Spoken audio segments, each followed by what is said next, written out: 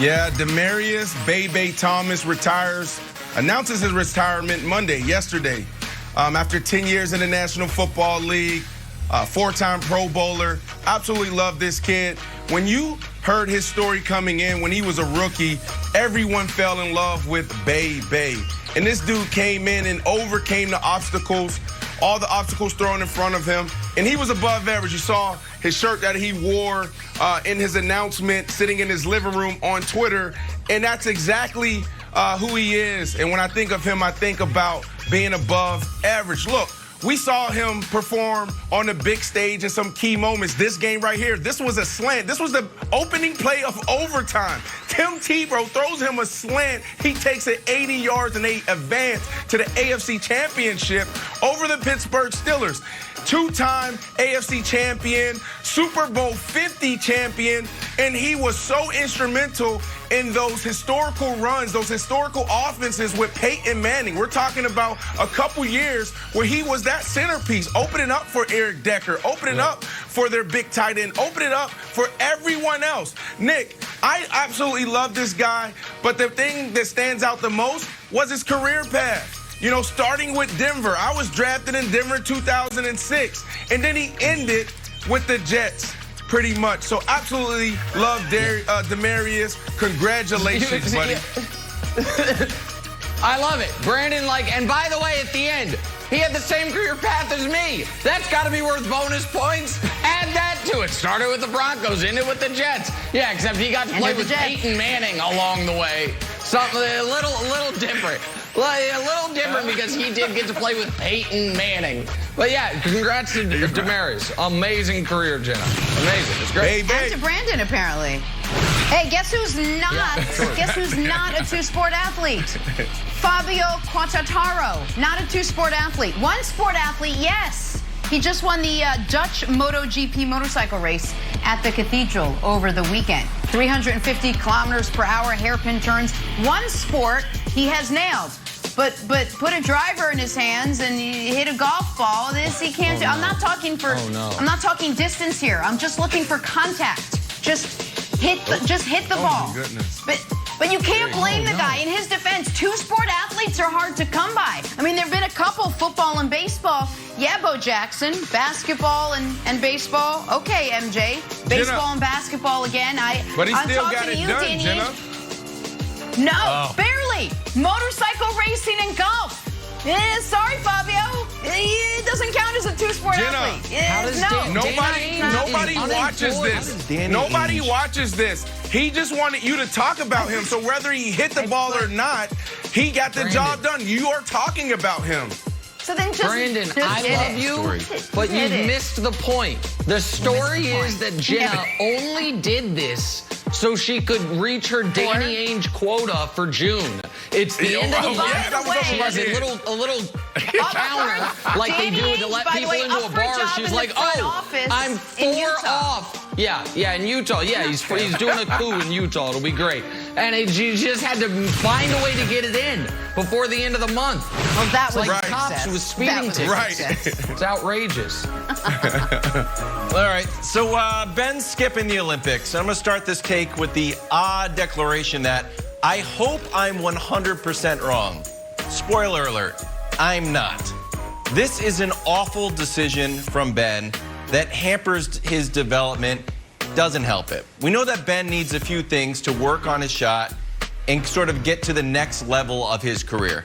One, he just needs straight up development, right? You need time in the gym. Olympics, check.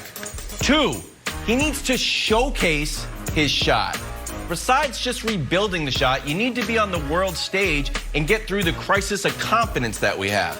There's nothing better than the Olympic stage for that, to get over any stage fright you have of taking big shots. And number three, and Dwight Howard said this, and I believe him, when Dwight Howard's like, hey, we got to show this guy some love. The Australian national team is the most supportive group of guys you could possibly get. Take a listen to Patty Mills here. So that's the number one fact, one characteristic of our group is how we support each other through the good, the bad, the ugly, whatever it may be. Ben isn't an exception to that. So no matter what his decisions are and what he does, myself as well as everyone on the team and in this circle will continue to support him now and in the future because this is a safe place.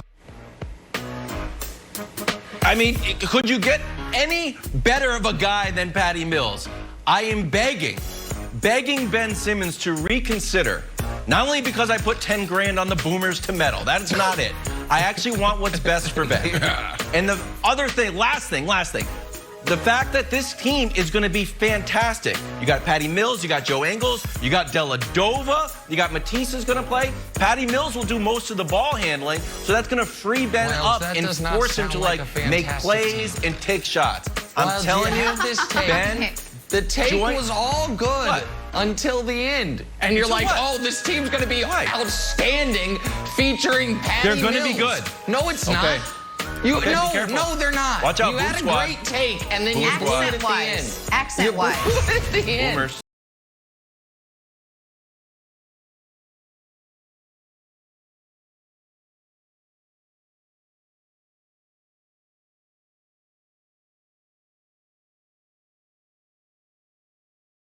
It's impressive given all his opponent's injuries. I'm going to delete this as fast as possible, as fast as I can. Listen, if you know, you know. This is a part of the sport. This is a part of the game, right? And guys go down. Guys get banged up. And the greats find a way to compete at a high level when they're dealing with something. You hear me talking about this all the time. So, yes, it sucks to see KD go down and all these other guys go down, AD, et cetera, et cetera. But at the end of the day, how many times have we seen this in all of sports? So I'm not going to take away from Giannis, and I'm not going to take away from Chris Middleton and Bud. Absolutely not. It's a part of sports. So you got to deal with it. I don't know if it's just one of those things just happen, or if I don't know if it's a thing where they're not doing what they need to do in the offseason. And I'm not talking about KD or AD or any individual person. I'm just talking about athletes. Handle your business so you can create longevity in your career and be there for your team if you're not doing that already. Which, by the way, so delete. Which is, by the way, something Giannis has done. I'm going to retweet this, but tell you it actually doesn't matter. So here's the thing. I do think people are going to potentially look at these finals. Let's just assume it's Suns-Bucks. Say, Bucks win 7 against the Nets, and they were shorthanded. The Suns had Kawhi go down. Jamal went down before the playoffs. AD went down. LeBron wasn't right. So in the moment, this will be a thing.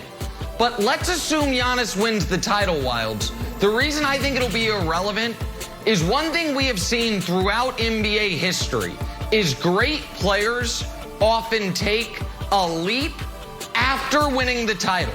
Kobe was 21 points per game, won a title, and then the next year in the playoffs was 29. LeBron wins his first title in 2012. The next year, almost unanimous MVP, almost